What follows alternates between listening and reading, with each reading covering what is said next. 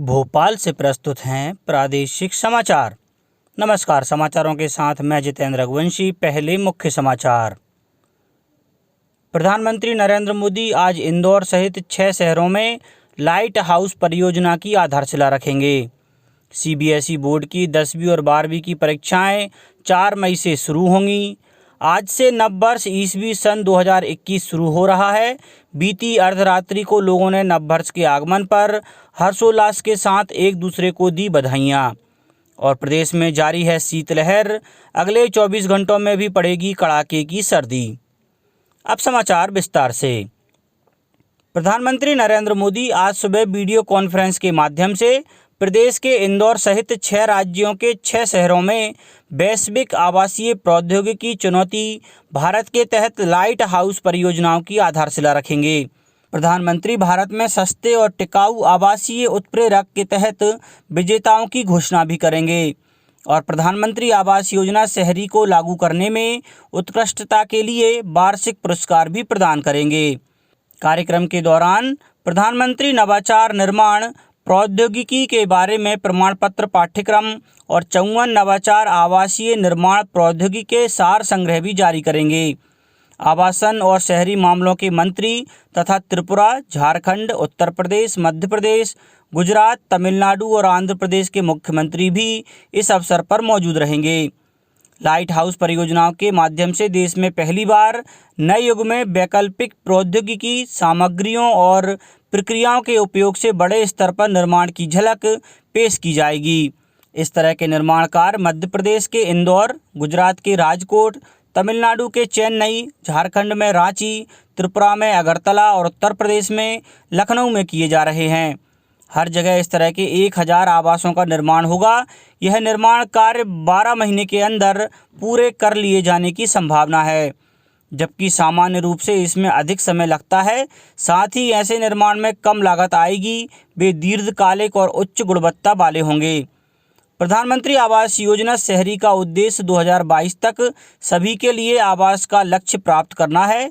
राज्यों, केंद्र शासित प्रदेशों, शहरी निकायों और लाभार्थियों के विशिष्ट योगदान को सम्मानित करने के लिए आवास और शहरी मामलों के मंत्रालय ने इस योजना को लागू करने में उत्कृष्टता के वार्षिक पुरस्कारों की शुरुआत की है। कार्यक्रम के दौरान 2019 के पुरस्कार विजेताओं को भी सम्मानित किया जाएगा। केंद्रीय माध्यमिक शिक्षा बोर्ड की कक्षा 10वीं और 12वीं बोर्ड परीक्षा 4 मई से आरंभ होगी।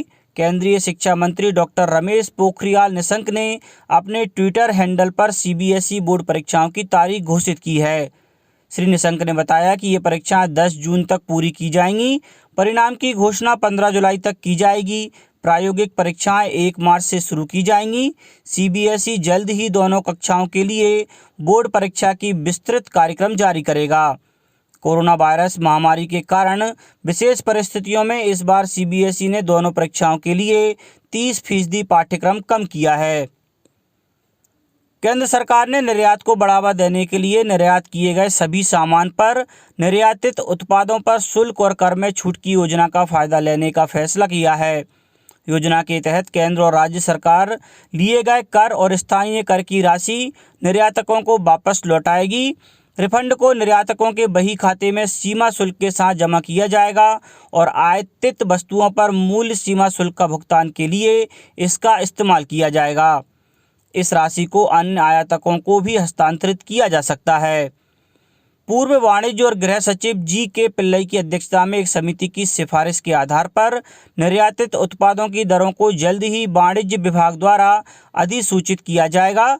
अधिसूचना की तारीख के बावजूद अधिसूचित दरें सभी पात्र निर्यात वस्तुओं के लिए 1 जनवरी से लागू होंगी।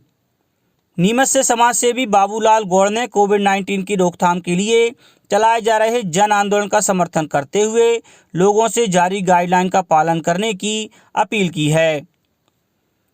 ईसवी कैलेंडर के अनुसार आज वर्ष 2021 का पहला दिन 1 जनवरी है। नव वर्ष के आगमन पर मान्यताओं और परंपराओं के अनुसार लोग एक दूसरे को बधाइयां देते हैं और अपना हर्षोल्लास व्यक्त करते हैं। प्रधानमंत्री नरेंद्र मोदी ने वर्ष 2021 के अवसर पर देश को शुभकामनाएं दी हैं। केंद्रीय सूचना और प्रसारण मंत्री प्रकाश जावड़ेकर ने लोगों को नए साल की शुभकामनाएं देते हुए कहा कि 2020 की शुरुआत कोरोना से हुई थी और इस साल के अंत में वैक्सीन आई। उधर राजधानी भोपाल सहित प्रदेश के अन्य शहरों में लोगों ने बीती रात्रि में नव वर्ष का स्वागत हर्षोल्लास के साथ किया। कई जगह पटाखे फोड़े गए और लोगों ने एक दूसरे को बधाइयां दी। मुख्यमंत्री शिवराज सिंह चौहान ने प्रदेश के नागरिकों को नव वर्ष की बधाई देते हुए कहा कि मध्य प्रदेश आने वाले वर्षों में विकास के क्षेत्र में अलग पहचान बनाएगा।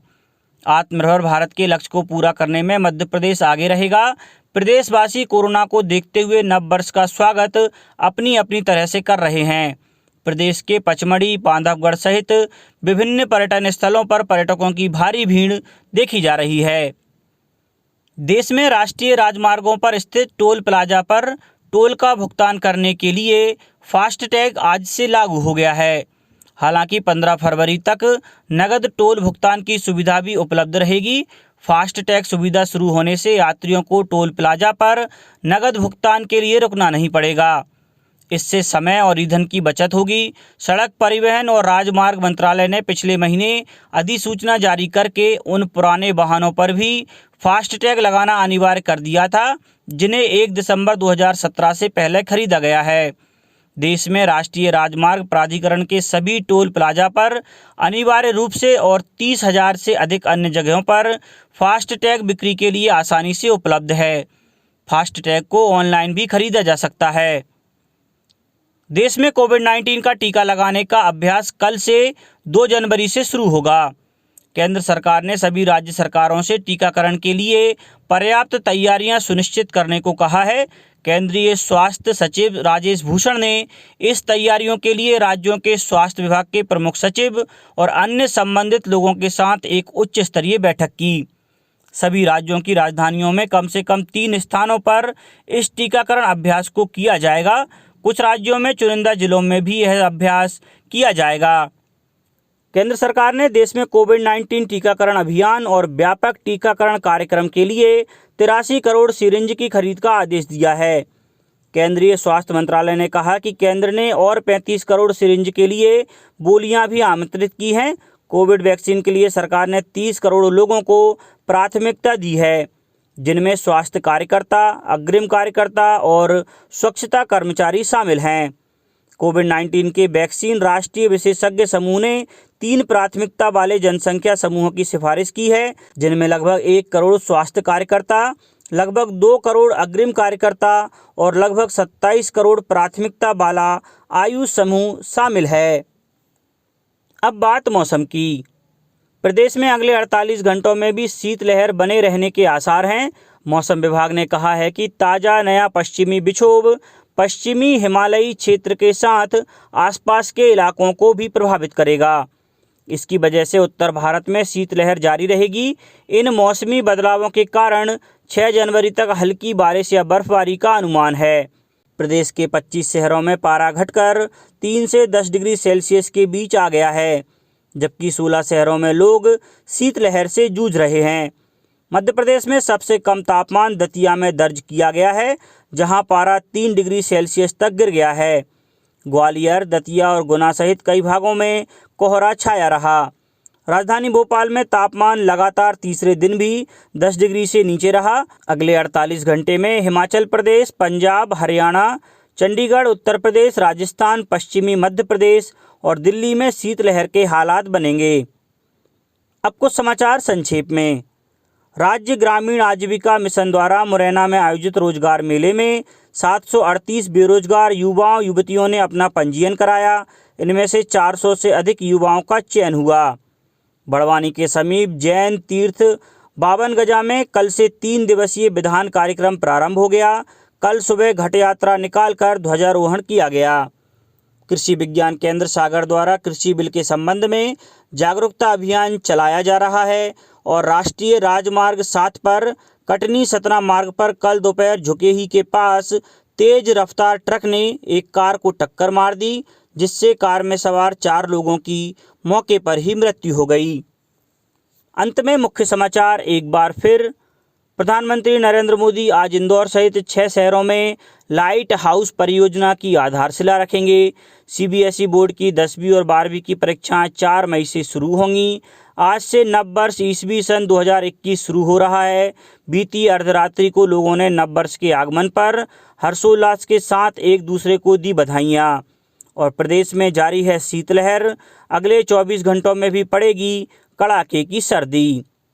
इस बुलेटिन में इतना ही। घर पर रहिए, सुरक्षित रहिए और सुनते रहिए प्रादेशिक समाचार। नमस्कार।